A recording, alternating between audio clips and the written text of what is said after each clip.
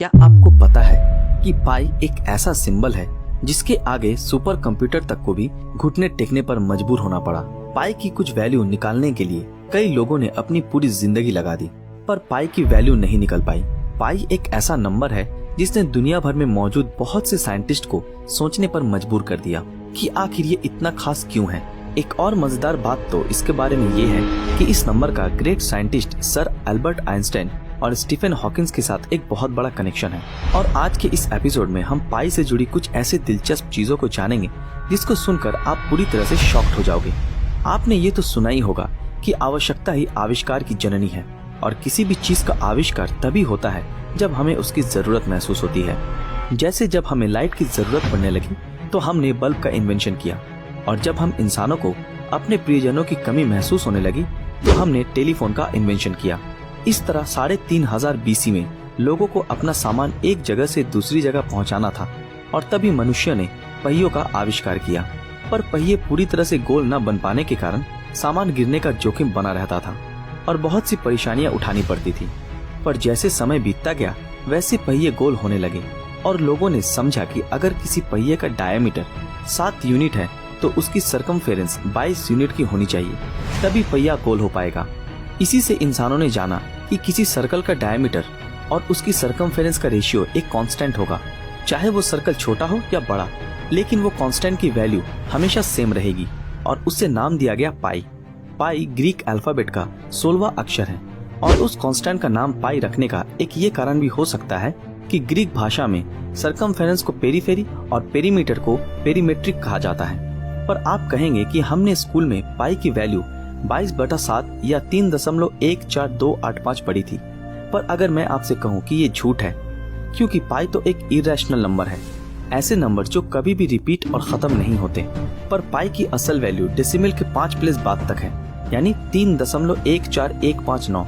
और इस चीज को जानने के लिए कि कभी न कभी तो पाई की वैल्यू खत्म होगी, सुपर कंप्यूटर ने पाई की डेसिमल के बाद 5 ट्रिलियन से भी ज्यादा वैल्यू निकाली। पर अंत में सुपर कंप्यूटर ने भी हार मान ली, और इसके अलावा बहुत से महान साइंटिस्ट इसकी वैल्यू निकालते निकालते खुद तो गुजर गए।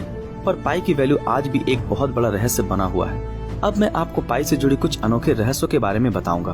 क्या आपको पता है कि एक जर्मन मैथमेटिशियन जिनका नाम लुडोल्फ वुल्फ था, उन्होंने अपनी पूरी जिंदगी पाई की 35 वैल्यू निकालने में लगा दी। जैसे दुनिया भर में बहुत सारे फेस्टिवल सेलिब्रेट किए जाते हैं, वैसे ही पाई डे को भी सेलिब्रेट किया जाता है। पाई डे 14 मार्च को 1:59 पर मनाया जाता है, और इसी टाइम पे मनाने के पीछे एक बहुत बड़ा लॉजिक छुपा हुआ है। इस चीज को समझने के लिए हमें एक बार फिर पाई की वैल्यू पर आना होगा।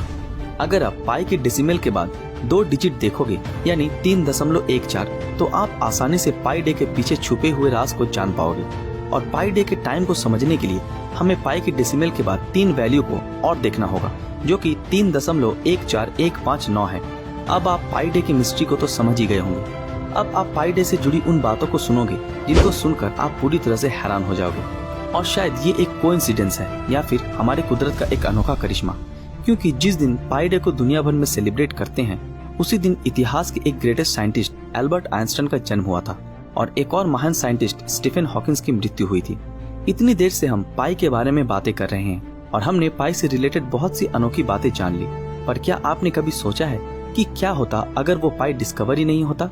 अगर ऐसा होता तो आज हमारा एक भी स्पेस मिशन कंप्लीट नहीं हो पाता, और ना ही इंसान एरोप्लेन को बनाने में कामयाब हो पाते, क्योंकि इन सभी चीजों के आर्किटेक्चर को बनाने के लिए हमें पाई की बहुत जरूरत पड़ती है। यहाँ तक कि नासा जैसी बड़ी स्पेस रिसर्च ऑर्गेनाइजेशन ने अपने सभी स्पेस मिशन में पाई की 15 वैल्यू से ज्यादा का इस्तेमाल नहीं किया। नासा का सबसे पुराना स्पेस मिशन वॉयेजर 1 आज धरती से 12 मिलियन माइल्स दूर चला गया है। अगर हम वहाँ से कैलकुलेशन करें कि वो अर्थ के सेंटर से कितना बड़ा सर्कल बनाएगा, तो इस कैलकुलेशन के लिए हमें इसका सिंपल सरकमफेरेंस निकालना था, और नासा ने इस कैलकुलेशन को सॉल्व करने में पाई की 15 डिजिट का यूज किया, और उन्हें सिर्फ 1.5 इंच का एरर ही देखने को मिला। अब मैं आपको पाई से रिलेटेड एक ऐसा फैक्ट बताऊंगा जिसको जानकर आपका दिमाग पूरी तरह से हिल जाएगा। फैक्ट ये है कि अगर हम आज के विजिबल यूनिवर्स की मैथमेटिकल सरकमफेरेंस निकालने की कोशिश करें, तो हमें पाई की सिर्फ 39 डिजिट की ही जरूरत होगी। और दिमाग हिला देने वाली बात तो ये है कि उसमें सिर्फ एक हाइड्रोजन एटम जितना ही एरर आएगा। तो दोस्तों, आज का ये एपिसोड आपको कैसा लगा? और आपके हिसाब से क्या पाई का वैल्यू कभी निकाल पाना मुमकिन होगा? हमें कमेंट में अपनी राय जरूर बताएं। और जिन लोगों ने अभी तक हमारे फेसबुक पेज को फॉलो नहीं किया तो तुरंत फॉलो कर दें। तो फिर मिलते हैं आपके साथ अगले वीडियो में, तब तक के लिए अलविदा।